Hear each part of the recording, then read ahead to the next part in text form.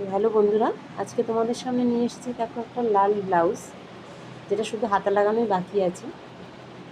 তোমাদেরকে এরপরে শাড়িটা দেখাবো। এই শাড়িটা মানে এতটাই সুন্দর দেখতে, আর এই কালারটা তো আমার ভীষণ ভালো লাগে, লাল একদম কালারটা দারুণ লাগছে।